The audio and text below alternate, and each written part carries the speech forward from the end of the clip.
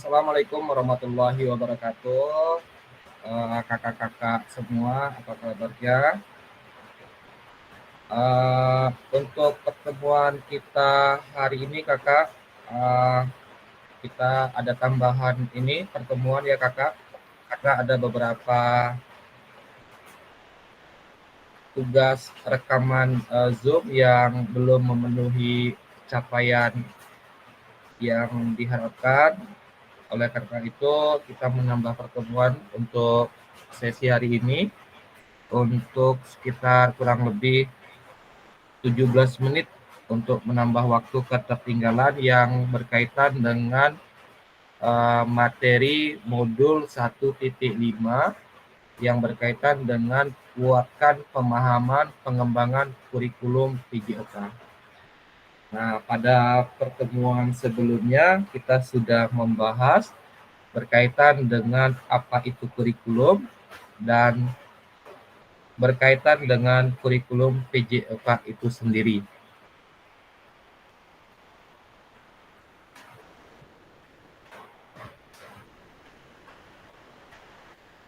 Jadi berkaitan dengan kurikulum, kakak-kakak, pengembangan kurikulum PJOK, Pendidikan Jasmani Olahraga dan Kesehatan, itu bertujuan untuk merancang pengalaman pembelajaran yang bermakna, relevan, dan mampu meningkatkan kompetensi siswa lebih aspek fisik, mental, dan sosial, bahkan emosional. Berikut ini adanya kegiatan landasan kurikulum. Nah, landasan kurikulum itu terbagi menjadi 3. Landasan filosofis, psikologis, dan sosiologis, di mana landasan filosofis ini mengacu pada konsep pengembangan jasmani, baik itu mental, sosial yang seimbang. PJOK mendukung untuk pembentukan karakter melalui olahraga dan aktivitas fisik. Nah, untuk landasan psikologisnya, kurikulum dirancang berdasarkan perkembangan siswa, baik itu usia, kebutuhan, maupun kemampuan fisik dan mental. Untuk landasan sosiologisnya, pembelajaran PJOK mengintegrasikan budaya lokal, permainan tradisional, dan nilai-nilai kebersamaan di dalam masyarakat. Berkaitan dengan struktur kurikulum PJOK itu sendiri,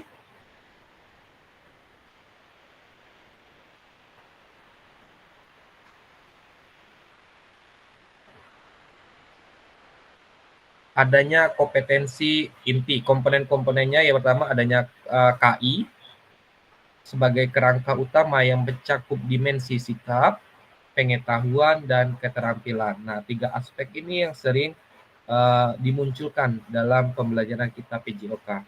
Lalu adanya KD atau kompetensi dasar, di mana KD ini disusun berdasarkan tingkat perkembangan siswa dan jenjang pendidikannya.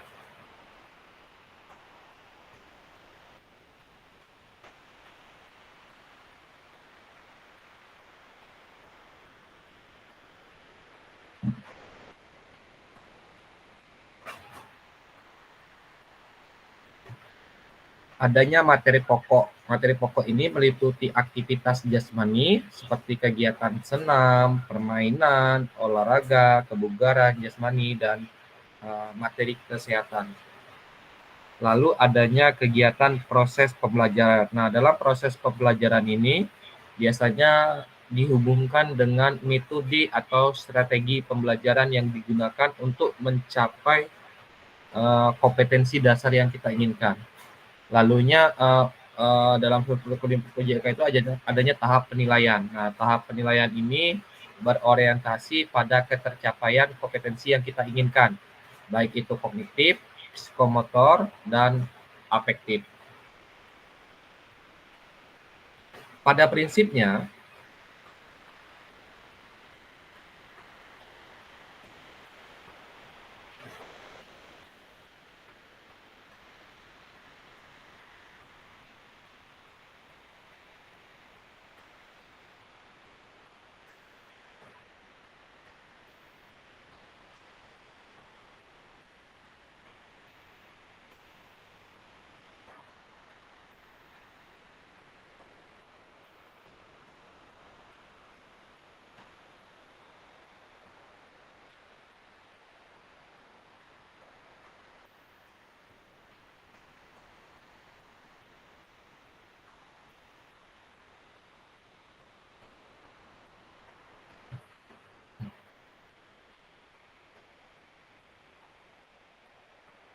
Pada prinsipnya, pengembangan kurikulum itu memiliki tahapan alurnya seperti relevansi, berkaitan dengan materi dan metode pembelajaran harus sesuai dengan kebutuhan siswa dan situasi yang ada di lapangan atau di sekolah kakak masing-masing.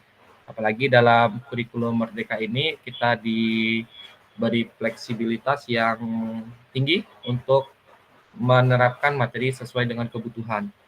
Pada tahap kedua ini juga tadi dijelaskan fleksibilitas di mana kurikulum harus memungkinkan mengadaptasi untuk konteks lokal dan siswa berkebutuhan khusus. Adanya keberlanjutan di mana aktivitas pembelajaran dirancang untuk meningkatkan keterampilan siswa secara lengkap. Selanjutnya adanya keseimbangan antara aktivitas fisik, teori, dan pembentukan karakter. Nah, langkah-langkah dalam pengembangan kurikulum PJOK itu sendiri, adanya analisis konteks, di mana kita dapat mengidentifikasi kebutuhan siswa, baik itu sarana dan potensi yang ada. Kita dapat menggunakan data hasil evaluasi kurikulum sebelumnya untuk perbaikan. Adanya perumusan tujuan, di mana perumusan tujuan ini tujuannya untuk menyelaraskan dengan profil pelajar Pancasila. Hubungannya yaitu dengan pembentukan karakter dan kompetentif dari peserta didik itu sendiri. Yang ketiga, adanya tahapan penyusunan untuk materi pembelajaran, di mana penyusunan materi pembelajaran ini mengintegrasikan permainan tradisional dengan olahraga yang modern. Contoh, permainan engklek untuk melatih keseimbangan dan koordinasi. Kita hubungkan juga dengan materi kekuatan untuk otot kaki, bisa. Lalu adanya pemilihan strategi pembelajaran. Nah, strategi pembelajaran ini berkaitan dengan model yang akan kita pilih. Pendekatan seperti active learning, game-based learning, atau pendekatan scientific. Nah, itu bisa kita gunakan. Lalu tahapan selanjutnya adanya rancangan dan penilaian. Untuk rancangan tadi sudah dijelaskan juga adanya tahapan kognitif untuk penilaian psikomotor, lalu kegiatan untuk penilaian afektifnya.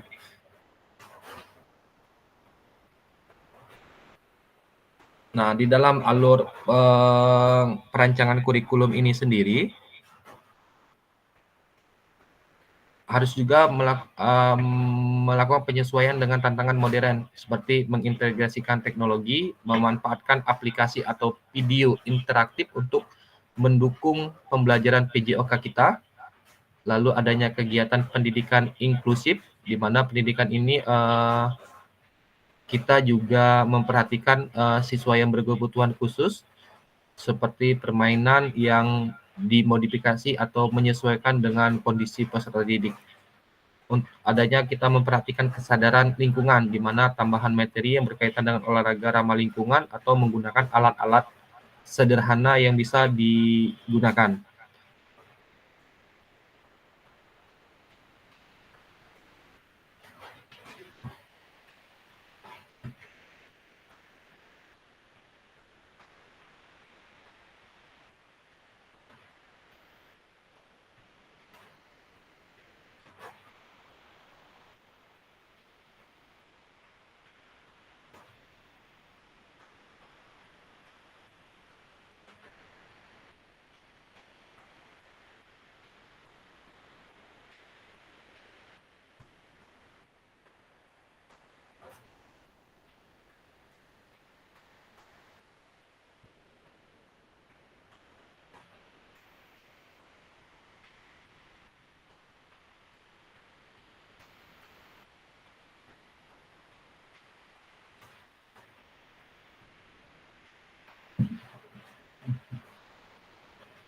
Sebagai contoh ya kakak-kakak, untuk implementasi dalam kurikulum PJOK itu sendiri, saya gambarkan alurnya. Ada misal contoh aspek permainan tradisional yang mau kita angkat. Contoh implementasinya kita bisa mengajarkan kepada anak-anak peserta didik untuk mengangkat sebuah materi permainan ini tradisional seperti gobrak sodok. Gobra Sodor untuk melatih kerjasama timnya atau permainan-permainan tradisional yang lain yang bisa kita angkat dan kita pilih untuk dimasukkan dalam proses pembelajaran PJOK kita. Untuk aspek kebugaran jasmaninya, kita bisa memberikan latihan interval secara sederhana untuk meningkatkan daya tahan kardiovaskular peserta didik. Untuk materi kesehatan, kita bisa melakukan pembelajaran dengan diskusi interaktif tentang pentingnya gizi yang seimbang kepada peserta didik kita. Untuk kegiatan-kegiatan pembelajaran praktek olahraga bisa kita mengajarkan uh, semua teknik ya, teknik dalam pembelajaran olahraga itu mulai dari basket, futsal, sepak bola ataupun bola voli.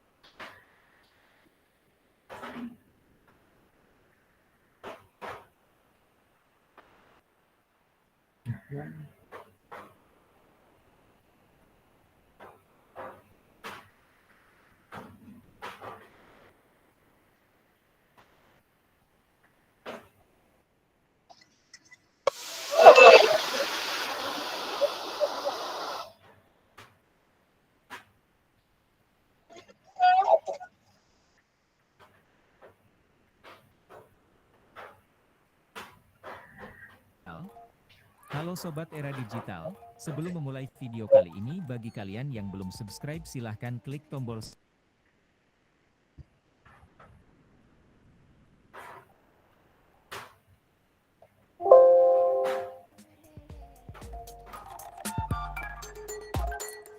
Kurikulum Merdeka adalah kurikulum baru yang diusung oleh Kementerian Pendidikan, Kebudayaan, Riset, dan Teknologi, Kemendikbudristek, Indonesia.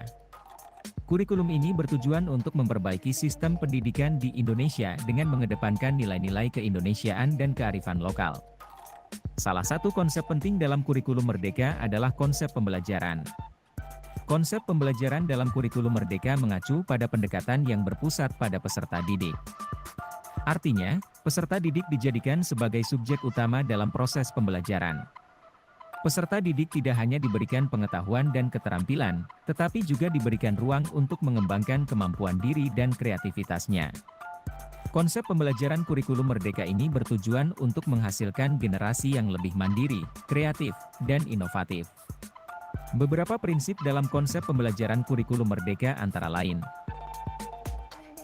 1. Pendidikan berpusat pada peserta didik.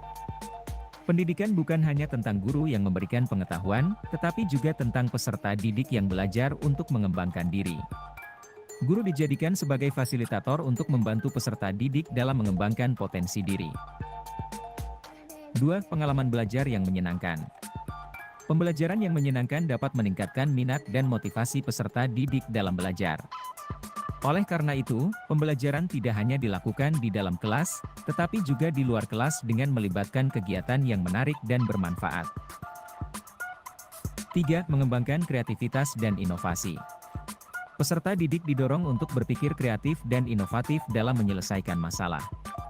Pembelajaran dilakukan dengan cara yang interaktif, sehingga peserta didik dapat mengembangkan kemampuan berpikir kritis dan kemampuan bekerja sama. 4. Pembelajaran yang kontekstual. Pembelajaran disesuaikan dengan konteks kehidupan peserta didik. Kurikulum Merdeka mengutamakan pembelajaran yang berbasis pada pengalaman dan kearifan lokal. Peserta didik akan belajar tentang nilai-nilai lokal dan mengaplikasikannya dalam kehidupan sehari-hari. 5. Pembelajaran yang inklusif. Pembelajaran tidak hanya dilakukan untuk peserta didik yang memiliki kemampuan akademik yang tinggi, tetapi juga untuk peserta didik yang memiliki kemampuan yang berbeda-beda. Pembelajaran dilakukan dengan cara yang menyenangkan dan menyediakan kesempatan yang sama bagi semua peserta didik untuk mengembangkan potensi diri. Dengan konsep pembelajaran yang berpusat pada peserta didik, kurikulum merdeka diharapkan dapat menghasilkan generasi yang lebih berkualitas dan mampu menghadapi tantangan di masa depan. Pembelajaran yang menyenangkan, kreatif, dan inovatif akan membuat peserta didik lebih tertarik dalam belajar dan mengembangkan diri. Semoga kurikulum merdeka dapat memberikan perubahan. Demikian informasi konsep pembelajaran dalam kurikulum merdeka, semoga bermanfaat serta menambah wawasan dan informasi Anda. Jangan lupa untuk like dan subscribe channel ini serta nyalakan loncengnya agar tidak ketinggalan video-video terbarunya.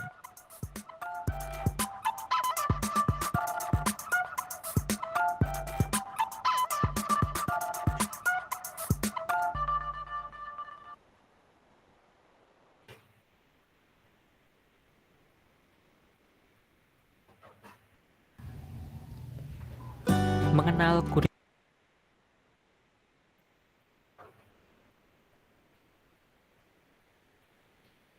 kurikulum merdeka. Banyak yang mengeluhkan tentang pendidikan yang menggunakan kurikulum 2013.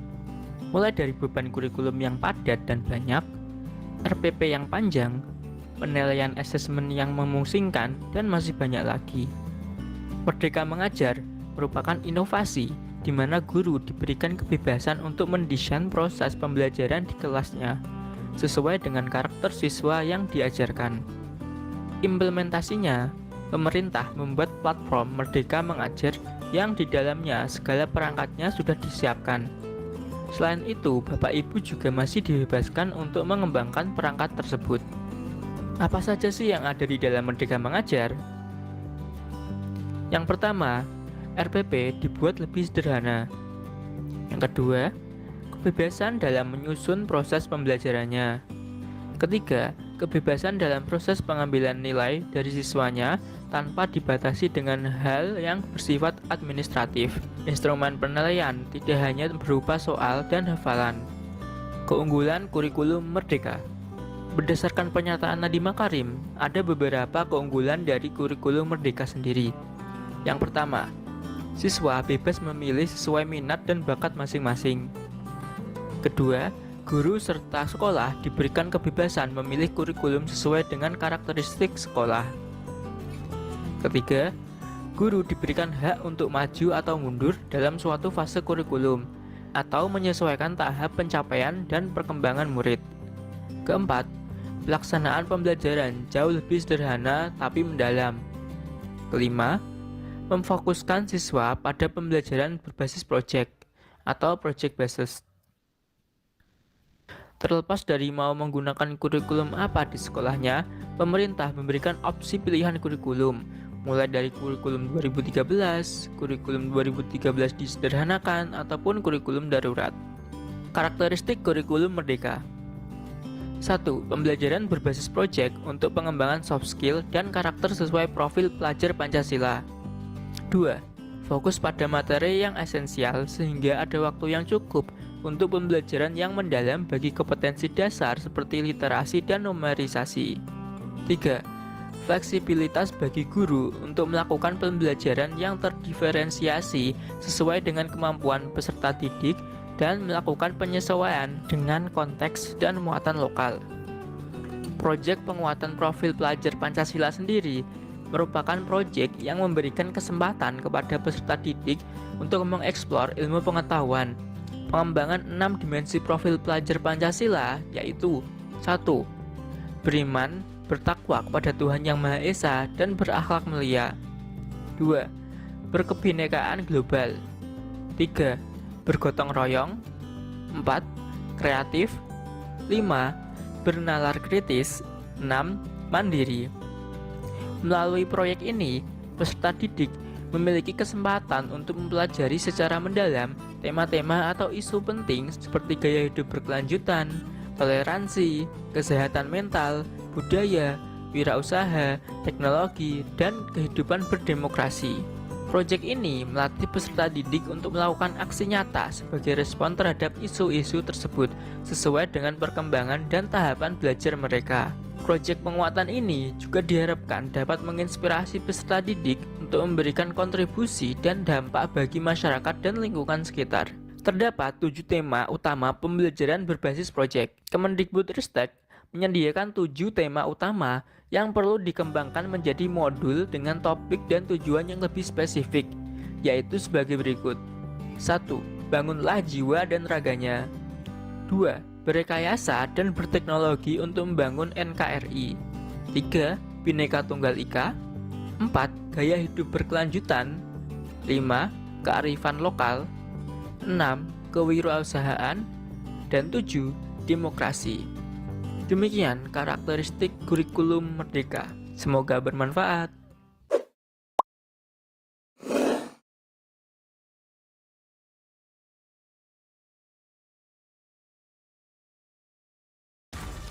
Baru Postman Roll-On Active Cool, lawan bau badan wangi seharian. Cadbury Dairy Milk.